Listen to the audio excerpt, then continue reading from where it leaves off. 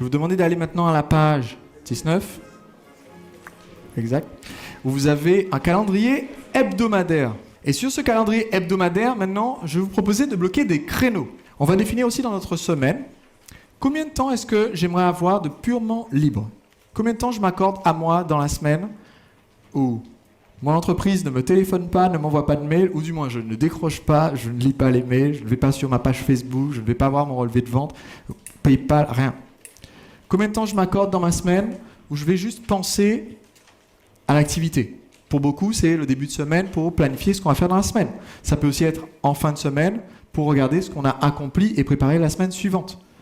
C'est, par exemple, dans mon cas, je considère le temps que je passe avec l'équipe où on réfléchit à notre avancée, à nos objectifs, ça fait partie de mes temps stratégiques. Donc, avec chacune de mes équipes, j'ai un temps pour ça dans la semaine. J'ai un temps avec mon associé dans une activité où j'ai un associé. Ça nous permet d'avoir du temps pour penser juste, OK, on ne s'occupe pas des urgences, on s'occupe seulement de où est-ce qu'on va et on ne regarde pas les vagues juste devant nous, on regarde la destination. Et ensuite, combien vous avez d'horaires de créneaux qui sont moteurs? Donc dans la semaine, quel est votre créneau que vous réservez qui vous sert à générer du chiffre d'affaires? C'est parti, je vous donne 3 minutes pour le noter dans ce petit souvenir. J'ai une question à l'instant de quelqu'un qui m'a demandé, et si j'ai une journée de flottaison, est-ce que je la mets dans cet emploi du temps ou pas? Alors la réponse est oui, si ça me permet de dire que le reste du temps, je ne me laisse pas pourrir par ces activités de flottaison. C'est-à-dire, je peux dire, OK, je vais réunir dans la journée du lundi, du mardi ou du mercredi, juste cette journée-là ou 2 jours d'affilée. Mais c'est pendant ce temps-là que je vais livrer les produits qui ont été promis, m'occuper de la paperasse, discuter avec l'équipe sur les points techniques, les points urgents. Et comme ça, pendant le reste du temps, je peux me permettre de couper le téléphone, d'être en isolation, soit pour mes activités motrices, stratégiques ou mon temps libre, parce que je me suis occupé de toute la paperasse dans ce temps confiné. C'est quelque chose qui peut effectivement très bien fonctionner. Vous êtes venu à un séminaire qui s'appelle Entrepreneur libre. Et pour chaque personne, être un entrepreneur libre, ça a un sens différent. Je voudrais partager ce que ça veut dire pour moi, et ensuite vous aider à définir ce que ça veut dire pour vous. Déjà, si je vous dis être libre, qu'est-ce que ça veut dire selon vous, être libre? Combien d'entre vous pensent que être libre, c'est pouvoir faire ce qu'on veut? Combien d'entre vous pensent que être libre, c'est faire ce dont on a envie quand on en a envie? Okay. Ce sont les 2 définitions qu'on retrouve le plus souvent quand on demande aux gens ce que c'est que d'être libre.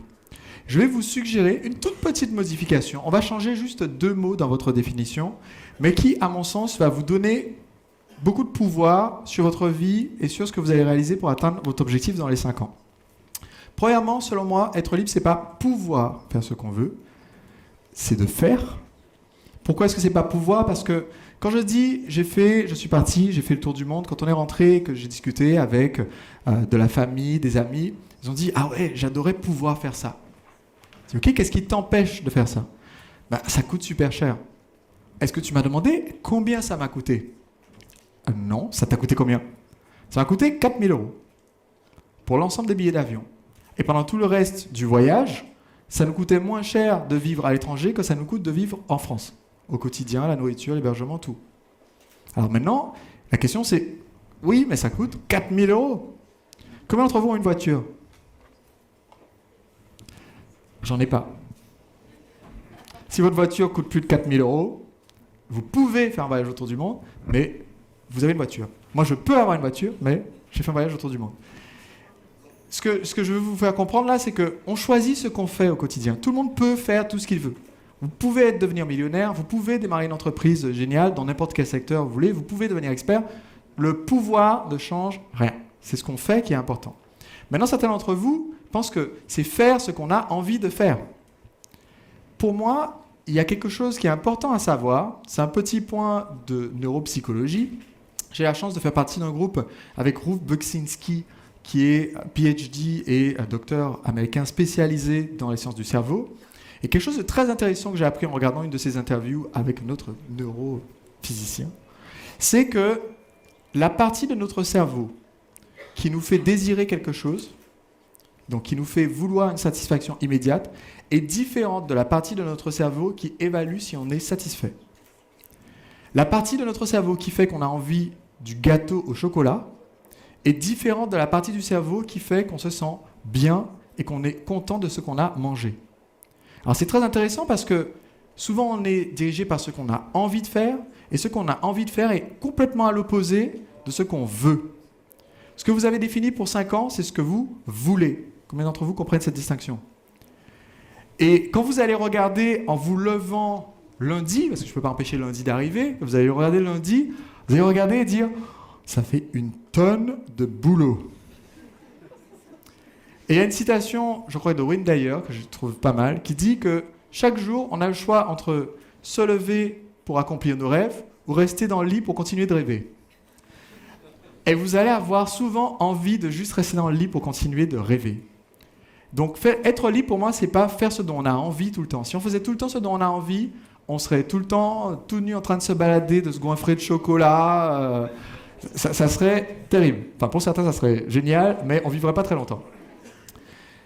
Donc si on veut être vraiment heureux, ça veut dire qu'il faut qu'on fasse ce qu'on veut. Ça veut dire que quand vous avez le choix entre le chocolat, le gâteau au chocolat au dessert, ou dire non merci, je prendrai pas de dessert, comme ça je serai en pleine forme pour cet après-midi d'entrepreneur libre. Petite suggestion.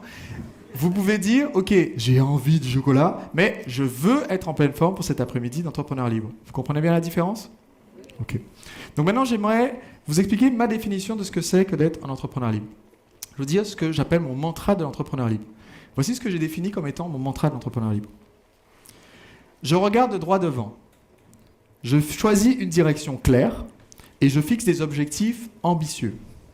Je donne la priorité aux priorités. Je vois toujours plus grand. J'ai déjà accompli beaucoup et le meilleur reste à venir. Je suis un champion. Je transforme des vies.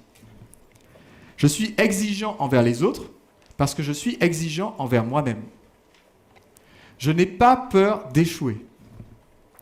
Je crée un entourage qui m'inspire et qui me pousse à aller toujours plus haut. Je tire le maximum de mes ressources pour créer quelque chose de nouveau. Je suis un agisseur. Je décide vite et j'agis avec détermination. J'apporte sans cesse davantage de valeur à mes clients. Je gère mes finances avec discipline. Je mets un grain de folie dans ma vie. Je m'inspire des meilleurs et j'inspire ceux qui me suivent. Je suis un entrepreneur libre. Merci d'avoir suivi cet épisode jusqu'au bout. Pour avoir des compléments aux épisodes que je publie de mes podcasts audio et vidéo, je vous encourage à aller sur entrepreneurlibre.com/blog. Sur mon blog, je partage des articles de fond, mais aussi de nombreuses réponses aux questions de mes abonnés, des internautes et des futurs entrepreneurs libres comme vous. Donc si vous allez simplement sur le blog entrepreneurlibre.com/blog, vous pourrez retrouver l'ensemble de mes contenus ainsi que les articles de fond et vous abonner pour recevoir l'ensemble gratuitement.